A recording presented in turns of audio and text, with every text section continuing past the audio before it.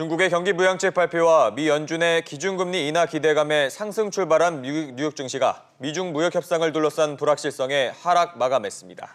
트럼프 대통령은 기준금리가 너무 높다며 이틀 연속 연준을 향한 비판의 날을 세웠습니다. 취재기자와 함께 자세한 내용 알아보겠습니다. 김한진 기자 나와 있습니다. 김 기자, 먼저 뉴욕 증시부터 볼까요?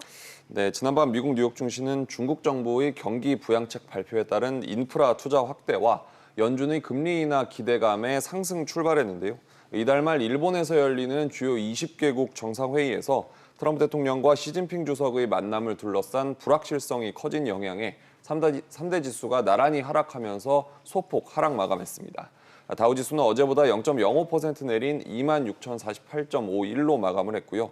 S&P 500 지수는 0.03% 내리며 장을 마쳤습니다. 나스닥 지수도 0.01% 내렸습니다. 네, 이달 말 G20 정상회의에서 미중 정상이 만날지가 관심사인데 여전히 불확실한 상황인 거죠? 네, 트럼프 대통령은 현지 시간으로 어제 백악관에서 기자들과 만나 중국이 절박하게 딜을 원하지만 훌륭한 딜이 아니면 관심이 없다고 밝혔는데요. 그러면서 중국이 앞서 뒤집은 합의안을 다시 수용하지 않으면 타결에 이를 수 없다며 강경한 입장을 보였습니다.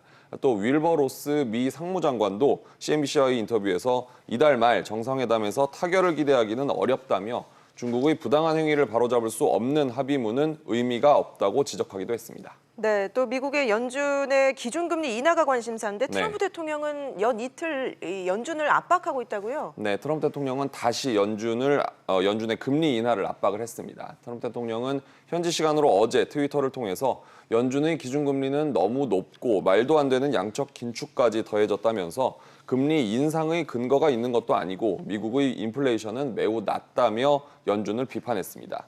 하루 전에도 수년간 자국 통화 가치를 떨어뜨린 중국과는 달리 미국은 연준이 금리를 낮추지 않아서 경쟁 우위가 없었다고 비판한 데 이어서 연이틀 지적 수위를 높였습니다. 시장에서 바라보는 미 연준의 금리 인하 가능성은 어떻습니까? 네, 아직은 엇갈린 전망이 나오고 있습니다. 미국 투자은행인 모건 스탠리는 부진한 고용 지표와 저물가 그리고 무역 긴장 고조 등에 대응하기 위해서 연준이 이르면 다음 달 금리를 내릴 것으로 전망했습니다. 또 연준의 금리 방향에 대한 투자자들의 예측을 반영하는 연방기금금리 선물 시장을 보면요. 다음 달 연방공개시장위원회에서 기준금리를 0.25%포인트 내릴 가능성이 70%에 가까운 것으로 보고 있습니다.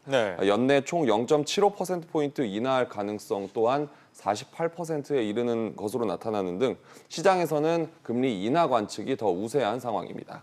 하지만 어제 골드만삭스는 연준이 올해 기준금리를 인하하지 않을 것이라는 전망을 내놓기도 했습니다. 네, 또 지금 북한과 미국과의 대화가 교착 상태에 빠져 있는데 이 대화에 물꼬가 트일 만한 일도 있었다고요? 네, 김정은 국무위원장이 트럼프 대통령에게 친서를 보낸 것으로 전해졌는데요. 현지 시간으로 어제 트럼프 대통령은 백악관에서 기자들과 만나서 지난 10일 김 위원장으로부터 아주 따뜻한 편지를 받았다며 미국과 북한은 굉장한 관계를 맺고 있고 평양과의 사이에서 좋은 일이 있을 것이라고 말했습니다. 그러면서 북한이 핵실험과 장거리 미사일 발사를 하지 않고 약속을 지켰다며 북한은 어마어마한 잠재력을 가진 국가라고 치켜세우기도 했는데요. 이에 따라서 3차 북미 정상회담 개최에 대한 기대감 또한 높아졌습니다. 대북 강경파로 분류되는 존 볼턴 미 백악관 국가안보보좌관은 현지 시간으로 어제 한 회의에 참석해서 싱가포르와 베트남에 이어 세 번째 북미 정상회담도 있을 수 있다고 밝히기도 했습니다. 네, 알겠습니다. 김 기자 얘기 잘 들었습니다.